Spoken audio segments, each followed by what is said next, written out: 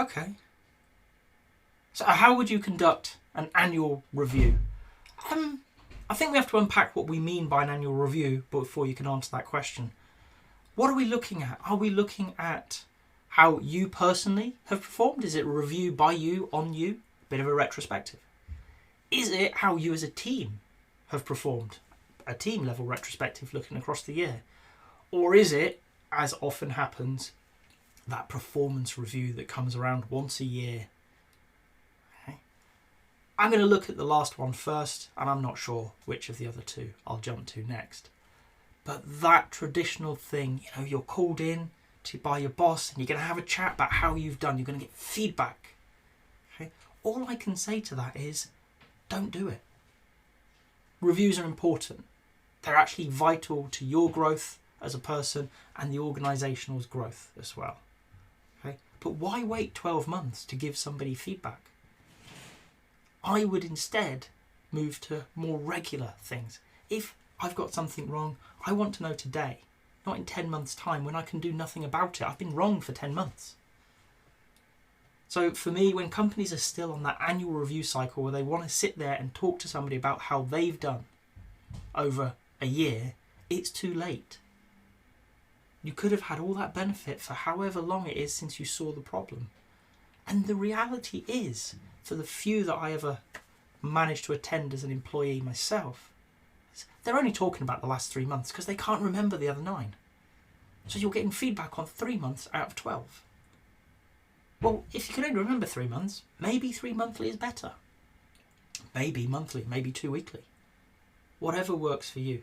But if your company is in the position where it's running annual performance reviews and they're looking at you and they're letting you know how you're doing, I would look to break that cycle. I would look to bring that feedback more frequently so that people can act on it sooner and with more of an idea, a better idea about why that feedback exists. If you talk to me about something I did 6 months ago, good luck, I won't remember it.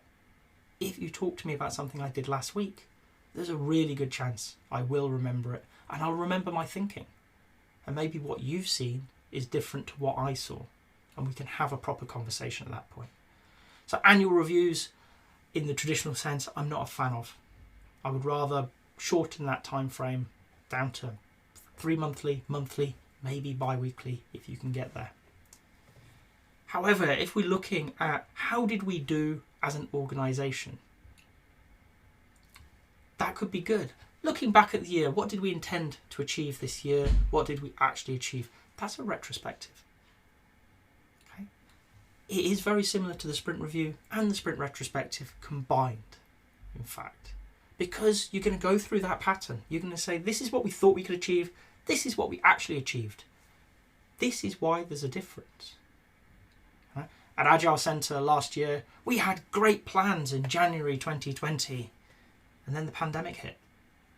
So, Christmas last year, when we sat down and thought about how did we do, we thought we'd do this. We did this. But that's okay. We didn't expect lockdowns. We didn't expect the world to be in the turmoil it was. Okay? We looked at what we had achieved. We celebrated the successes. There were some great things that we'd achieved. There were some very low points for the company as well. And I'm sure we'll do the same this month here. But we talk about it. How could it be better? What could we have done differently on the company? Okay. Then we could start looking about where are we going next? Where do we see Agile Centre? Where do we see our organisation going in the future?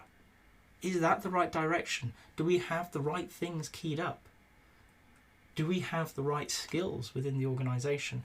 And we're very much morphing, because we're a small organisation, but I would say any organisation is going to morph naturally at an organisational annual review into more of a retrospective feel. How did we work together? How could we improve how we work together going forward? What are the things we are going to do differently next year to make 2022 better than 2021 in the same way as at the end of 2020 we looked at how to make 2021 better than 2020. It's all about continual improvement. I'm wholeheartedly a fan of the organisational annual review cycle when you're looking at how did we do as a company, how can we be better as a company, are we going in the right directions? I would say in the same way as the personal feedback, don't let it be the only time you do it. Maybe once a quarter you need to be having, this is where we thought we'd be, this is where we are. Are we going in the right direction? Right? It's probably unsurprising for an Agilist to be so strong about more frequent feedback.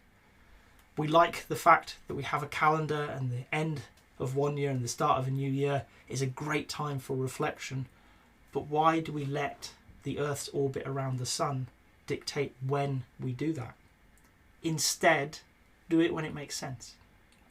So an annual review is lovely. It's great to sit there and celebrate all the successes of the year, but it shouldn't be the only opportunity.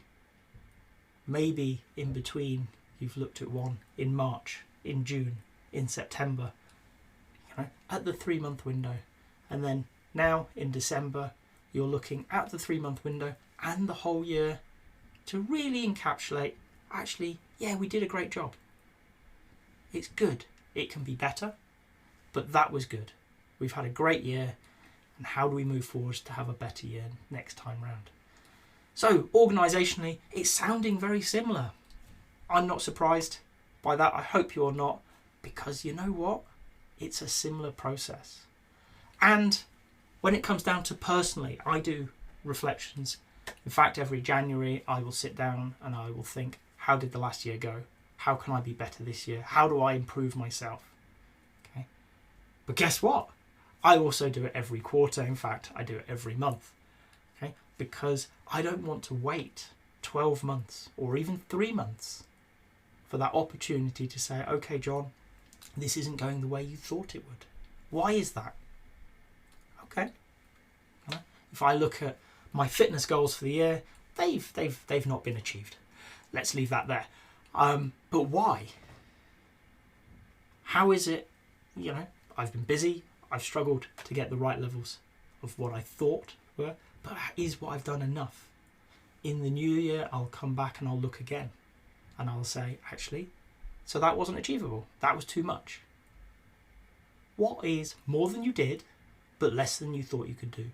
Where is that line that is a challenge but achievable? Okay. And again, repeat that as often as it makes sense. We love to look at annual things, but I would say if you want to get better, doesn't matter at what level you're looking, personal, team, departmental, organisational, you need to be reflecting more frequently than just once a year. If you've got to this point in the video, I hope you've enjoyed it. If so, a like would be appreciated. If you want to hear more from me, more answers to questions that maybe you've got in the Agile world, please subscribe to the channel. And if you've got a question that you really want answered, drop it in the comments.